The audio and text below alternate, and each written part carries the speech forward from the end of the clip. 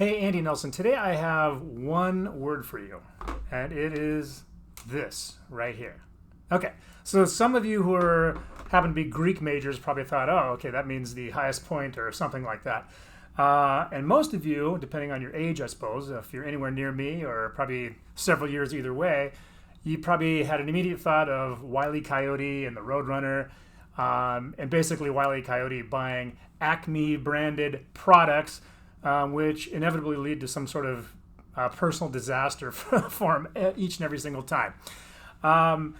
Point I want to make here today is Acme itself is a trademark. It was used as a trademark in the cartoon, right, with Wile E. Coyote. He bought Acme branded products. You know he was getting products from this one single source, Acme. Acme is a mark that is used by a lot of people in real life. I just looked this morning and there were no less than well over 100 different companies still actively using or desiring to use Acme to connect with consumers. Acme branded this, Acme branded that, all sorts of different products. What I want you to think about is this. Using a distinctive mark to connect your brand to consumers is a great thing. But when I say distinctive, think about what else is out there. While a lot of different companies can use the same trademark to identify their products or services, Delta Dental, Delta Faucets, Delta Airlines, all the exact same trademark, Delta. Unrelated industries, all can be used distinctively to connect their brands to consumers. But there are a lot of marks out there, even though they're distinctive and you can use it alongside other companies. Be careful of those ones that are just so pervasive. They don't really help you stand out in a marketplace. Acme might be one of those. You may not see it very often, but if you do see it, will it really connect you to a consumer? Will you just think of a cartoon? Or will you just think of it and maybe blend it into the background with all sorts of companies you don't know?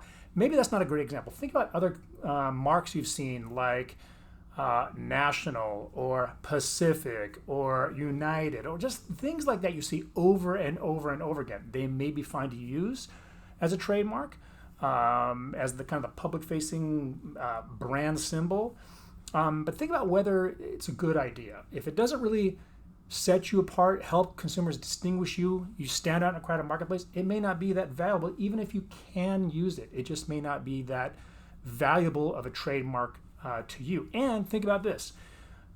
If you adopt something like that, something that's in what we'll call a crowded field, if you adopt something like that and then you go later try to enforce it to prevent others from blurring your brand, if you think they're encroaching, you may have more trouble prohibiting others from using it because there's so many people using it already. Anyway, that's the thought. Just because you can use a trademark and it may function as one to connect consumers to your brand, be a symbol of your brand, think about whether it's still a good idea if there's a lot of other people using Acme, including Wile E. Coyote, or at least the company he buys from, so to speak, using it. It just may not be that great of a trademark. So take a look, see who else is using the mark that you hope to adopt, and then think about whether you're just going to walk right into a crowded field or whether you're really going to stand out. If you have any questions about this video, shoot me an email. I'll be happy to talk further. Bye-bye.